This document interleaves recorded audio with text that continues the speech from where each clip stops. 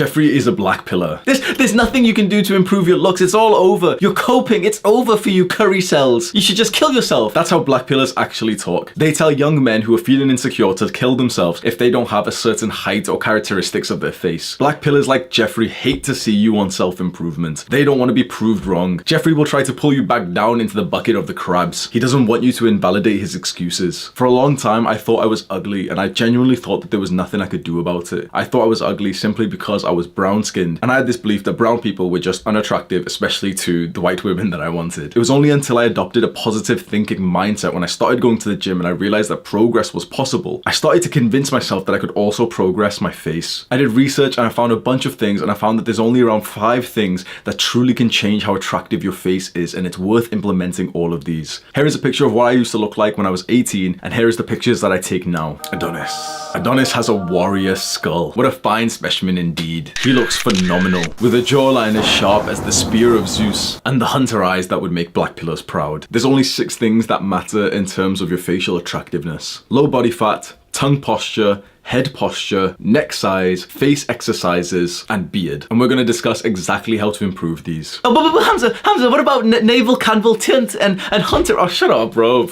Black pillars, man. We're not going to discuss things that you can't change because, at least to me, that's a complete waste of time. There's of course 100 different tiny bits of your face that make up the attractiveness, but thinking about something that you can't change is for losers. So let's go through in order of importance. Firstly, low body fat. This is obvious and common sense, but some guys still have too high of a body fat percentage. The ideal body fat that you should set the goal off is around 10 to 12%. This is when your abs are completely visible. You may even have some veins around your abs and your V-line, and you'll have a sharp jawline with no baggy skin underneath. One huge point that no one mentions in terms of low body fat is that to look even better at a low body fat percentage, you want to weigh more. You simply want your body weight to be as high as possible whilst also remaining lean. And the way to do that is to bulk up first and then cut to get leaner. This is what I looked like at 120 pounds and I was fairly lean, but you can see that my face didn't exactly look chiseled. Whereas when I put on a fair amount of muscle 2 to 3 years later, this is what I look like at 150 pounds. You can see a big difference in my jawline. The more that you weigh whilst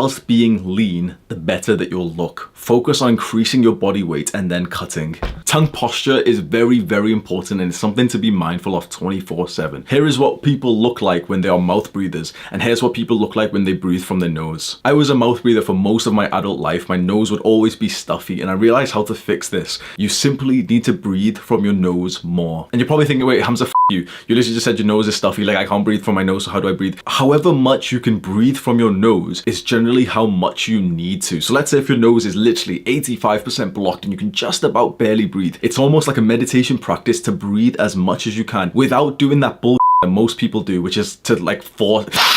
Don't do that stupid bullshit. Just calmly breathe silently through your nose, and that's how much air you should be taking in. The reason why your nose is generally blocked, even though you'll believe that you've got allergies or any bullshit you've been convinced by doctors, generally the reason why so many people's noses blocked is because they simply don't breathe from their nose because they breathe from their mouths. The more that you breathe from your nose, the more it'll open up, but you need to go through the trials and tribulations of breathing through your nose when you can hardly do so, and it's completely safe, and it's even healthier to do this. Simply breathe through your nose in a very silent, calm way and do a full exhale. Breathing from your nose will allow you to assume the correct tongue posture, which is when your mouth is closed, your tongue presses up against the top of your mouth, and you want to really focus on getting most of your tongue against the top of your mouth, not just the tip, but most of it. It takes some practice. I don't care what anyone says, this literally changes the shape of your skull. Once again, these are pictures of me when I ended puberty at around age 18, and 2 years later, I still remember this blue picture in the gym when you can literally see that my face started to grow outwards in more of like a warrior skull shape. Head posture is very, very important, and it's so overlooked in terms of facial attractiveness.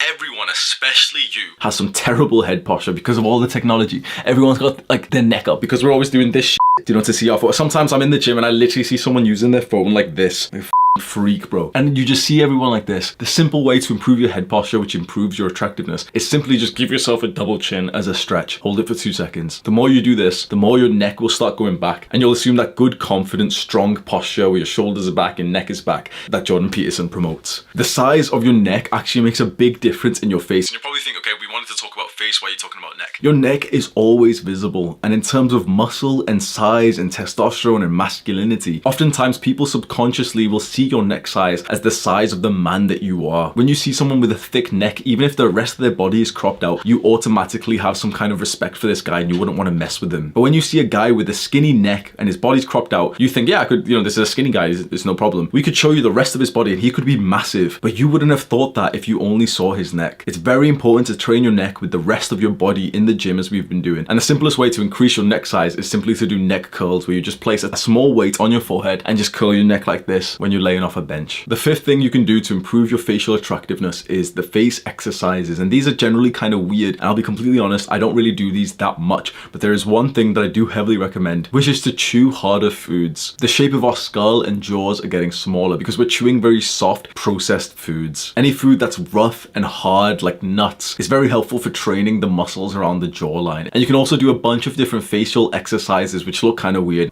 My friend Chris at First Man made a full video on the facial exercises, which I'll link below. And finally, the last thing that you can do is grow and also shape your beard to improve your facial attractiveness. If you can't grow a beard just yet, and you feel like you should have the genetics to do so everyone in your family can grow a beard, even your mother, then it's just because you haven't actualized your masculinity yet. This is like bro science and everyone disagrees with me, but I'm 100% sure of this. If you are genetically capable of getting a beard, you will get it when you become more masculine, when you become more of a man and you take responsibility. Take more responsibility, look after more people, become a leader, and you'll see that your beard will grow faster than ever. If you've already got a beard, it's very important that you shape it in a certain way, which is to have the mustache and the chin longer than the cheek and the sidelines. A very important part of making your beard look good is shaping the underside of it. You want to trim up the beard to your jawline around the cheek here and have the beard come down about an inch near the chin, like this. Do the hard work, especially when you don't feel like it. Mwah!